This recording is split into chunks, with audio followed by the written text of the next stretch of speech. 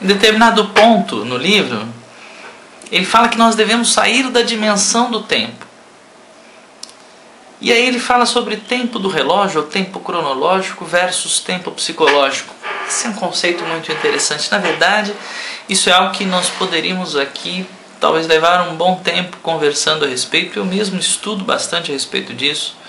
Einstein foi um cara que estudou sobre a questão da relatividade do tempo.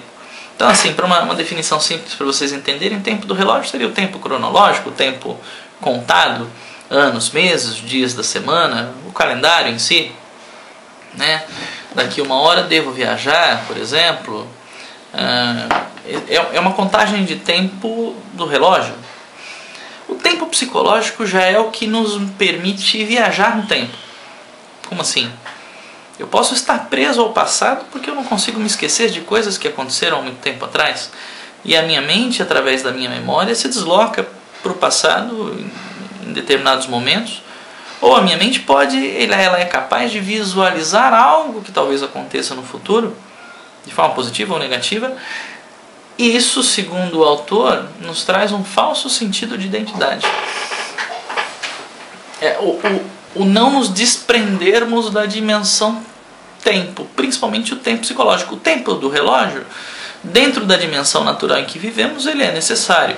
Óbvio, eu trabalho, eu tenho um tempo de trabalho, eu tenho que bater cartão e existe uma contagem de tempo que você tem que seguir e não há, eu mesmo para gravar esse vídeo há um tempo determinado para que eu grave e consiga passar a informação para que você possa acompanhar, visualizar dentro de um período que você tem aí de intervalo ou em que você esteja disposto a ouvir essa mensagem.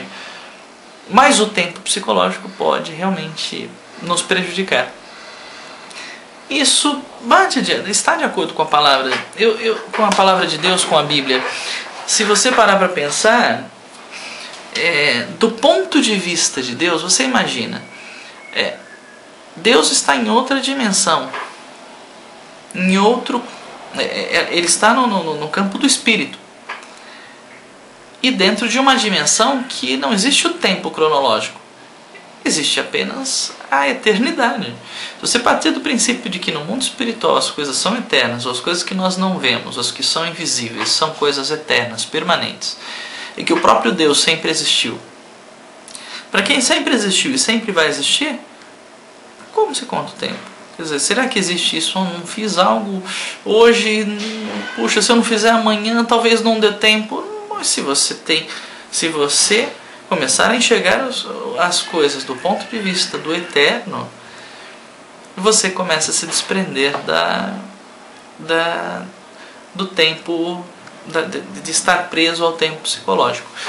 Isso é algo bastante interessante e que eu ainda vou continuar estudando a respeito, mas da qual, em determinado ponto do livro, o autor Eckhart ele fala a respeito. Outra coisa que ele fala que eu achei curioso: estado interior negativo é contagioso. Isso bate com diversos provérbios e com a própria Bíblia. Você estar na companhia de pessoas, por exemplo, que têm um pensamento negativo, que são depressivas, que isso se transmite. A negatividade ela pode ser transmitida. Você é capaz de, ao conviver com pessoas depressivas, começar a ficar depressivo também. E isso nós temos aí diversas referências que podem ser atestadas, comprovadas, verificadas. Então, por isso que é importante que, de repente, nós façamos escolhas acertadas ao escolher amizades ou escolher com quem nós vamos caminhar no nosso dia a dia. Até mesmo pensando num relacionamento conjugal. Uma pessoa com quem você vai se relacionar durante toda a sua vida. Em determinado ponto, para você ver como ele mistura algumas coisas e tal. Ele fala de Adão e diz que a humanidade caiu a partir de Adão porque Adão parou de buscar Deus dentro de si mesmo. Tentando relacionar a Bíblia com a visão de que Deus é um Deus impessoal que pode ser encontrado dentro de nós mesmos como uma fonte de energia que está em todos os lugares, inclusive em nós. Na verdade, Adão não precisava buscar Deus dentro de si próprio, porque ele tinha uma relação direta, face a face com Deus. Então, é algo que uma nota minha, das minhas anotações. Deus falava com Adão face a face antes de Adão pecar. Muito bem. Em determinado ponto ele fala que nós somos o nosso corpo. Bate de novo com a visão do que eu já havia falado anteriormente. Nós somos o espírito, temos uma alma, habitamos num corpo. Como é que eu sou o meu próprio corpo? Então, o corpo é o lugar onde eu habito, tem as suas funções, tem os seus instintos. Tá? Em determinado ponto ele fala, não lute contra o seu corpo. E na verdade a nossa mente está aí para que nós, como espírito e como pessoas que têm uma mente, nós possamos raciocinar e identificar o tipo de desejo muitas vezes desenfreado que o nosso corpo pode expressar, e que de repente, se eu não lutar contra uma tendência, isso pode vir a me prejudicar no futuro. Epícoro, por exemplo, ele fala a respeito de você fazer escolhas, e muitas vezes você, segundo Epícoro, você deve fazer escolhas por coisas ou por situações dolorosas, ou que vão te trazer um sofrimento imediato ou uma dor momentânea, mas que a médio e longo prazo te trarão benefícios muito maiores. E de repente você deve questionar o prazer e não simplesmente se deleitar em prazeres momentâneos, quando de repente isso vai te trazer algo muito ruim no futuro.